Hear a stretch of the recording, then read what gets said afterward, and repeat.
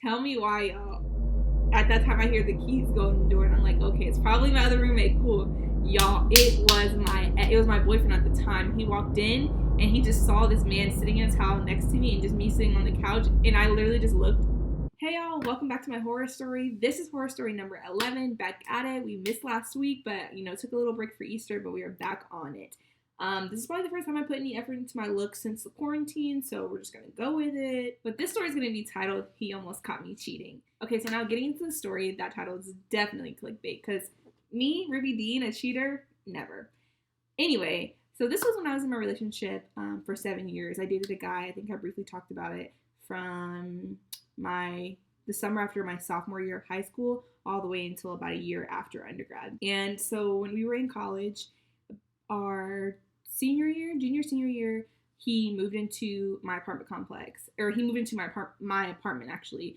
The way my apartment was, my college apartment was student living. It was 4 bedrooms and like a big living room and kitchen. And so it ended up being me, one of my good friends now living there, and then he had one of the rooms, and then we had an empty room.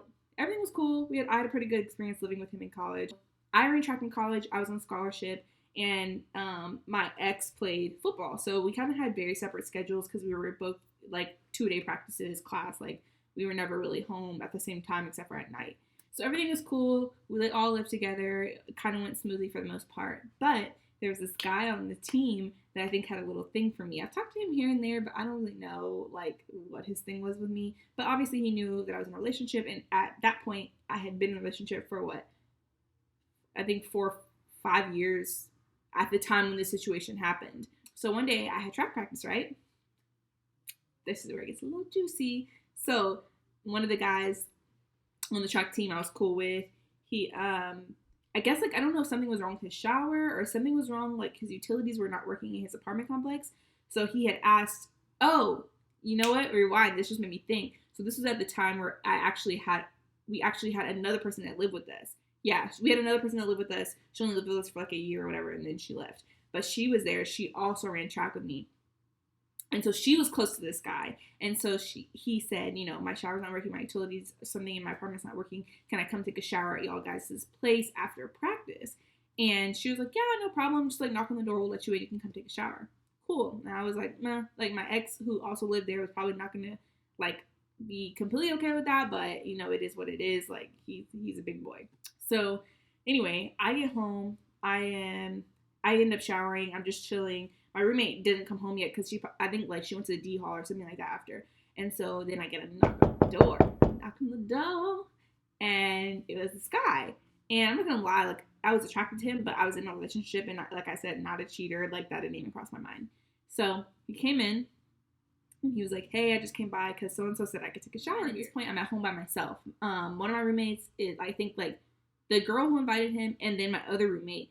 They were at the D hall or doing some other thing, and then my boyfriend at the time was at practice or somewhere else. So I'm at home by myself. So he knocks on the door and he's like, "Hey, your roommate said that I could take a shower here. I'm just making sure it's all cool. I brought my stuff. Like I'll be in and out." And I was like, "Okay, cool. Like I'm attracted to him. I think he's cute, but like I said, I'm not a cheater. Like I don't have a wandering eye." I was like, "Okay, cool. He can do his thing here. I'm not even gonna think anything of it." Now keep in mind the way our apartment is. Like I said, it's 4 bedroom. And so there's a shower on one side and a shower on the other side that 2 people share. So he could have easily gone to the other shower where nobody was home, because those two rooms, like nobody's in there. So he could use that shower. But he's like, "I'm going to take a shower on your side." Right. So the way the shower is, like, obviously it's in the middle of the 2. So you have to come out in one of the bedrooms to get out. So he goes into my bedroom. He like is taking a shower. And keep in mind, like I could never cheat because I feel so guilty. Like him taking a shower, like going through my room, I felt uncomfortable, and I was like, ugh, like I wonder if my ex would like how he would feel about this, because obviously if a girl was coming to shower and like if he lived somewhere else, if a girl was coming to shower in there and like walking through his room and stuff, I would be like, no, and he didn't know this was going on. So he takes a shower, and I'm like, okay, I'm just gonna go in the living room. That way, it's like if my ex were to come home, or if anybody were to come home, if anybody were to come home, it doesn't look like suspect or anything like that.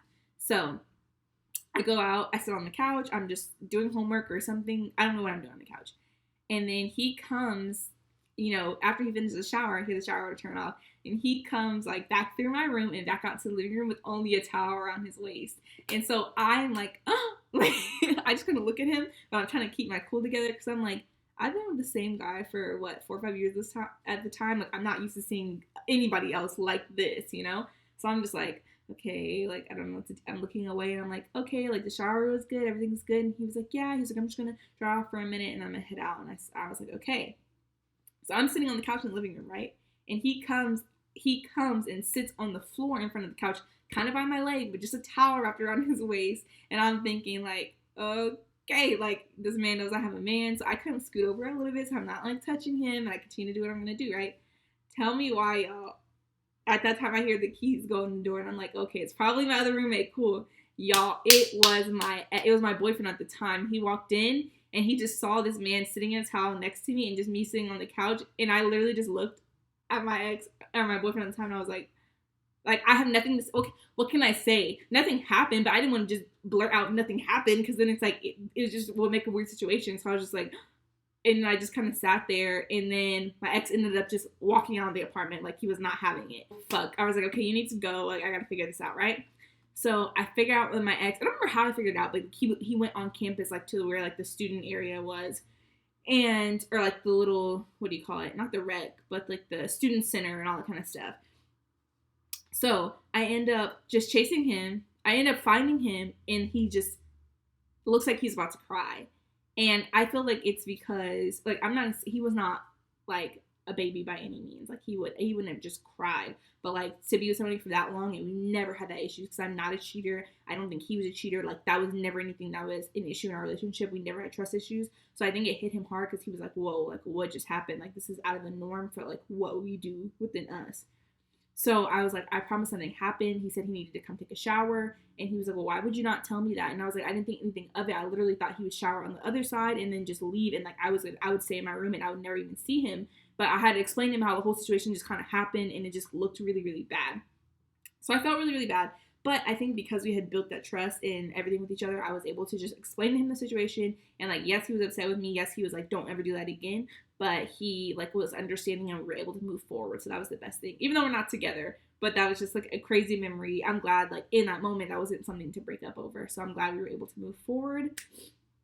But that is it, guys. Don't put yourself in weird situations. And I always feel like that's why I say communication is key. Communicate with if I would have communicated with him that he was going to come over and take a shower, like it would have been, I don't know. It could have just all been different. I don't know. It could have all played out different. I can't get my thoughts together. Communication is key, even though I can't communicate right now. But that is it. That is it for that story. I think I have a couple of other like horror stories from my long-term relationship, but I don't want to talk bad about it because it was actually a very good experience. It taught me a lot about who I am and helped me move forward in life. So that is it. I will see y'all back next week with horror story number 12.